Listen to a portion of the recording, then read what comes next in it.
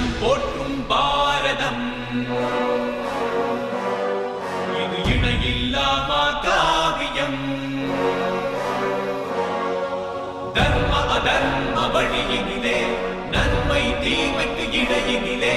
விளையும் போரினில் சத்தியம் வென்றிடுமா சக்தியையும் பக்தியையும்